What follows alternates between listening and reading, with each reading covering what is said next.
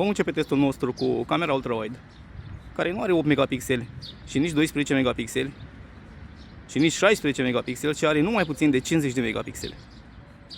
Ceea ce vedeți acum este 1080p în 60 de frame-uri pe secundă și are modul Ultra HD activat. Haideți să ne apropiem un pic, să testăm un pic stabilitatea. Focusul, mă scuzați. Foarte, foarte bine arată pe ecran. Am rămas plăcut surprins de acest telefon. Acolo este soarele, este dimineață, este 8 și jumătate aproximativ. Arată foarte bine.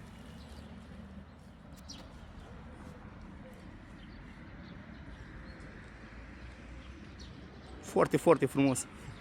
Doar pe un flagship am mai văzut așa ceva. Haideți să vedem un pic cum stă cu stabilitatea. Acum alerg.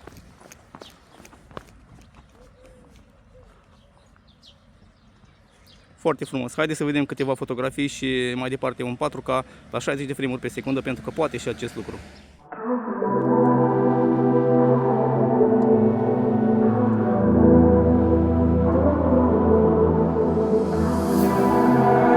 Feel your body resting on my chest. I guess that my shoulder is all you get. When you moved around, yeah, that's where it all fell. Oh, to the ground, baby.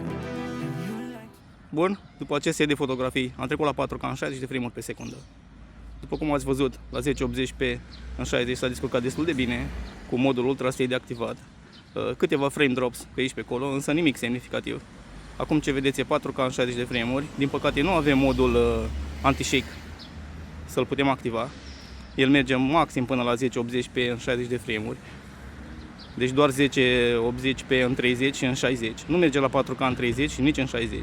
După cum văd, cam tremură ecranul puțin. Însă este destul de clară imaginea. La 4K în 60 avem și un zoom de 2x, pe care o să vi-l arăt chiar acum. Okay, acum este 0.6x camera ultra-wide. Haideți să vă arăt și zoom-ul.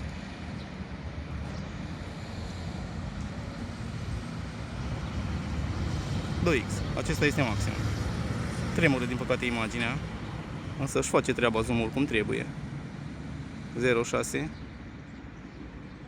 2. Mi se pare destul de ok. Nu are rost să mai testăm stabilitatea alergând, pentru că neavând modul anti-shake, nu este la fel de stabil ca 1080p. Haideți din nou să vedem un pic soarele. Îl focalizează destul de bine. Cred că este una dintre cele mai bune camere în acest segment de preț. Și mi se pare că s-a descurcat minunat. Haideți să mergem mai departe.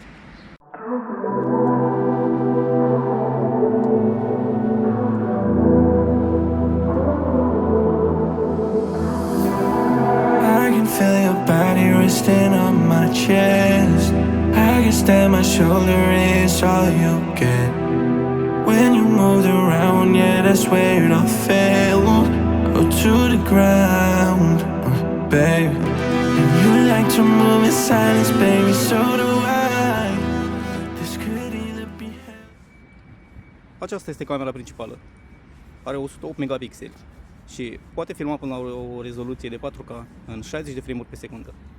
Ceea ce vedeți voi acum este 4K în 30 de frame-uri pe secundă, pentru a putea intra și în camera ultra-wide.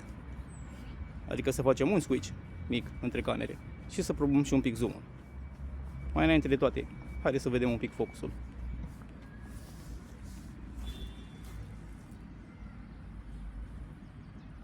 Pare minunat. Stabilitatea o vom testa la 4K în 60, nu are rost acum. Haideți să vedem un pic de zoom. Așadar, intrăm în camera ultra-wide. Aceasta este camera ultra-wide la un unghi de 0.6x. Și o să încercăm să mergem înainte până la 10x. Ok. Să dăm un pic mai sus.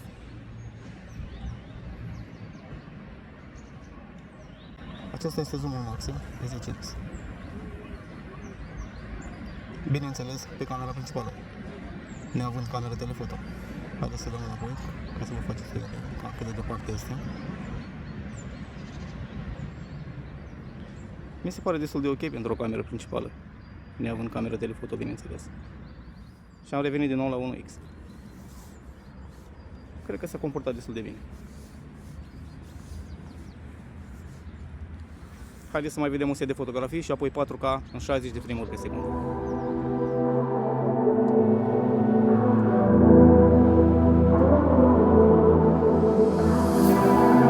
I can feel your body resting on my chest.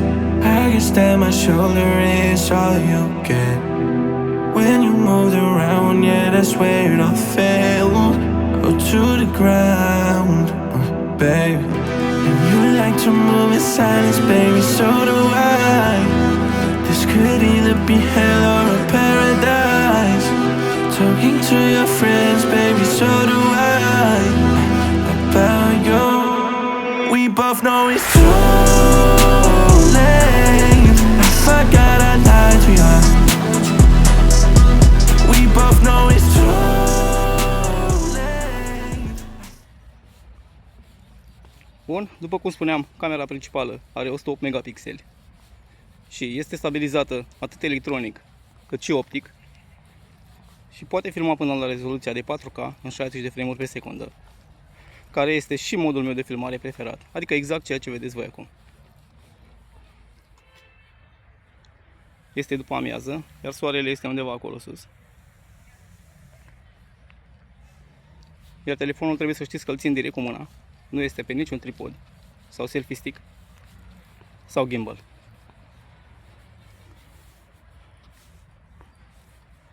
Culorile sunt cele reale, le redă, vreau să vă spun, destul de bine. Haideți să vedem un pic de focus la 4K 60 de frame-uri pe secunde.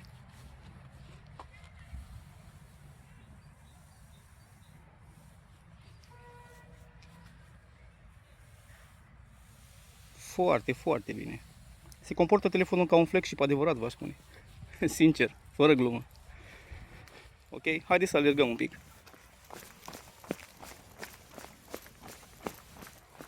Ok, am ținut telefonul cu ambele mâini. Am și un tripod la mine, însă am preferat să-l țin cu mâna, deoarece majoritatea dintre voi nu umblă cu așa ceva în buzunar.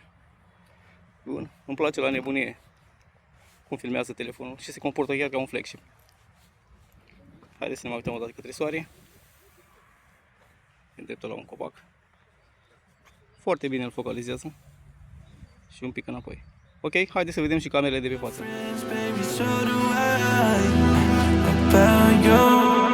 We both know it's too late. I forgot I lied to you. We both know it's too late. I forgot I lied to you. Yeah, yeah. Who said we can't forget even if it don't last? Baby, when I get up in it. În mai puțin de 2 zile am trecut de la o vreme frumoasă de primăvară la, după cum vedeți, iarnă în toată regula. Așa este vremea în România. Bun, aceasta este camera frontală. Are numai puțin de 50 de megapixeli și poate filma până la o rezoluție de 4K la 60 de frame-uri pe secundă. Ceea ce vedeți voi acum este 1080p în 60 de frame-uri pe secundă. Era să alunec. Cu modul stabilitate activat. Deci are un mod anti-shake activat.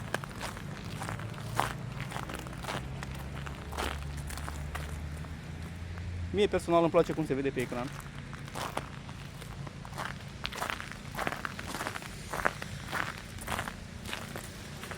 Și culorile le redă, hai să spunem, 90% aproape de realitate.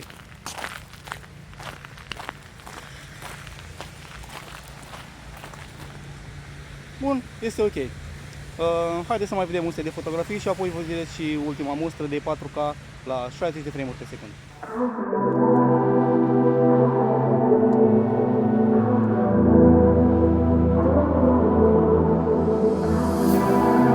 I can feel your body resting on my chest. I guess that my shoulder is all you get. When you moved around, yeah, that's where it all fell. Oh, to the ground, baby. And you like to move in silence, baby, so do I. This could either be hell or a to your friends, baby, so do I. About you, we both know it's too late. I forgot I lied to you. We both know it's too late. I forgot I lied to you. Yeah. Who said we can't forget even if it don't last? Baby, when I get up in it, you forget the past. I'll make sure to cut all of the strings that get attached, and you make sure to call me every time you want me back. I love the way you say my name, say my name. And make me feel so Medicaid. Din păcate nu avem și o cameră telefoto. Chiar și una de 12 megapixele ar fi fost mai mult decât binevenită, dar cred că în acest segment de preț este un lucru normal. Din fericire, celelalte două camere wide și ultra-wide, din punctul meu de vedere, s-au comportat mai mult decât onorabil. Iată că am trecut și la ultimul test. Acesta este 4K la 60 de frame-uri pe secundă, cu camera frontală, care spuneam că are 50 de megapixeli. Spre rușinea mea, nu știu de cine este fabricată, nici măcar pe site-ul Infinit nu am găsit detalii despre camere. Bun, hai să facem câțiva pași pentru a testa și stabilitatea un pic. În testul anterior la 1080p am ținut telefonul cu un mic tripod, acum îl țin direct cu mâna. Iar la 4K 60 de frame-uri pe secundă nu există modul de stabilitate să-l putem activa, ci doar la 1080p 60 sau 30. Părerea mea generală despre telefon este că este ok. Din păcate nu poate fi comparat cu un flagship, așa cum am spus în testele la camera de pe față. Dar totuși cred că în gama de preț în care este situat telefonul Infinix, cred că este un telefon bun. Unul dintre cele mai bune, aș putea spune.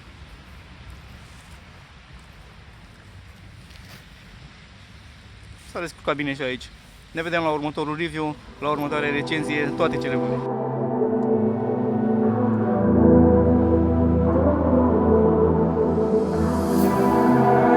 Feel your body resting on my chest.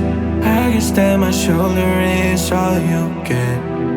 When you moved around, yeah, that's where it all fell. Oh, to the ground, babe. And you like to move in silence, baby, so do I. This could either be hell or a paradise. Talking to your friends, baby, so